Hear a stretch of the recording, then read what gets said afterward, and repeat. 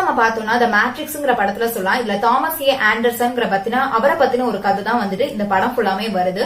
இதுல இந்த தாமஸ் ஏ ஆண்டர்சன் அவரு ஒரு மாதிரி டுவெல் லைஃப் வாழ்ந்துட்டு இருக்காரு. ஒரு பக்கம் ஒரு ரெஸ்பெக்டபிளான சாப்ட்வேர் கம்பெனில வேலை பாக்குறாரு, இன்னொரு பக்கம் ஹேக்கரா இருக்காரு. ஹேக்கரா இருக்கிற இவரை வந்துட்டு நியோங்கிற ஒரு பேர்னாலுமே அறியப்படுறாரு. சோ இந்த படத்தோட கேரக்டர் ஆண்டர்சன் நியோ.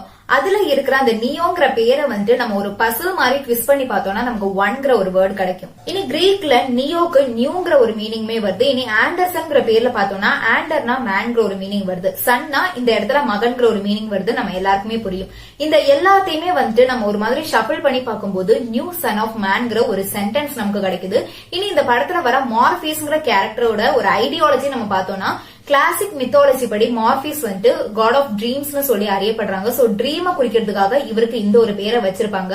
இந்த சென்டென்ஸ் அப்புறம் இந்த பேர் இது எல்லாத்தையுமே வந்துட்டு நம்ம வந்துட்டு கரெக்டா ஜாயின் பண்ணி பார்த்தோம்னா இது எல்லாமே சிமுலேஷன் தியரி பேஸ் பண்ணி தான் வருது. சோ இந்த சிம்பாலிசம்க்கு இந்த படத்துல இதெல்லாம் வந்துட்டு நமக்கு ஒரு எக்ஸாம்பிளா எடுத்துக்க முடியும். இனி டாவின்சி கோட் படத்துல பார்த்தோம்னா அதுல சிம்பிள்ஸ்க்கு வந்து ஒரு பெரிய இம்பார்ட்டன்ஸ் கொடுத்திருப்பாங்க. இனி இந்த பேட்மேன் படத்துல அந்த பேட்மேனோட சூட் எல்லாம் பார்த்தோம்னா ஒரு மாதிரி டார்க் கலர்ல இருக்கும்.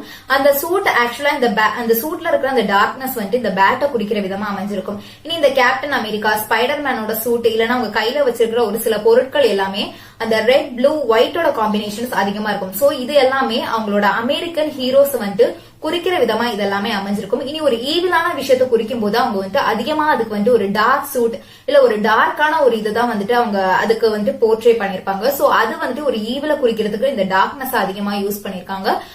நம்ம ஒரு எக்ஸாம்பிளுக்கு இந்த சாத்தானிக் அண்ட் ஹொரர் பேஸ்ட் பிலிம்ஸ்ல எல்லாம் பார்த்தோம்னா இந்த 666ங்கறத வந்துட்டு அந்த ஒரு நம்பர் கோட வந்துட்டு ரெஃபரன்ஸா வந்துட்டு வச்சிருப்பாங்க.